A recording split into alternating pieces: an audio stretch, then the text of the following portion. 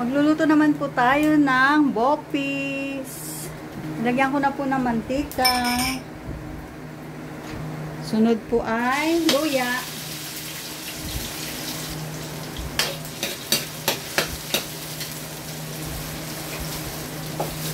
Lagyan na rin po natin yung bawang. Tapos sibuyas.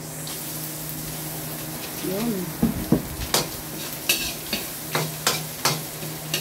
Isa-isa lang mga kapatid.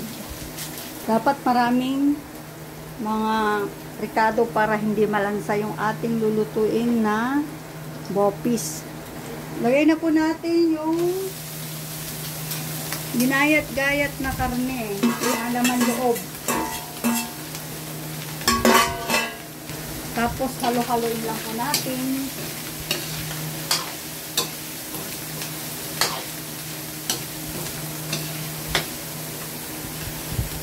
Lagyan natin ng dahon ng laurel para mabango.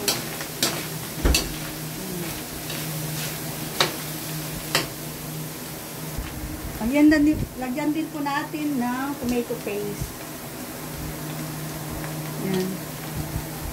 Tapos pamintang durog. Dapat marami para mabango. Tapos halo-haloin po natin. Nagmamantika na siya. Ganito yung gusto ko, yung nagmamantika. Sarili niyang karne. Nagmamantika. Lagyan po natin ng asin.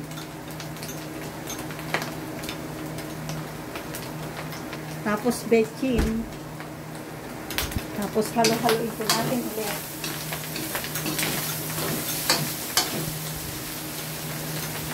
Tapos lagyan natin ng mamasitas aswete. Tapos halo-haloin lang natin hanggang sa makita natin yung texture niya, luto na. Lagay na po natin yung gulay. Gulay niya ay carrots, bell pepper, tsaka labanos. Tapos ilagay na po natin. Pagsabay-sabayin na po natin yung mga gulay. Ayan. Pagkalagay ko na po yung mga gulay na carrots, bell pepper, tsaka labanos. Lagay na rin po natin yung siling manghang, siling labuyo. Ayan. Saka natin halo-haloin.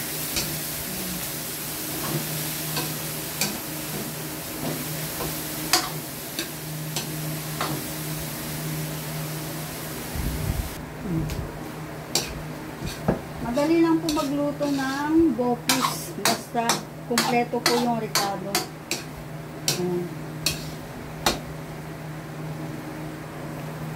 Tapos lagyan natin ng suka. Huwag muna nating haluin. Ayan, haluin na po natin.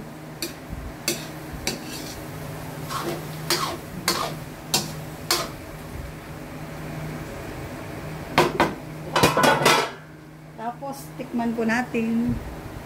Ayan. Luto na po ang ating bopis. Kain na tayo, mga kamadam ko, sir.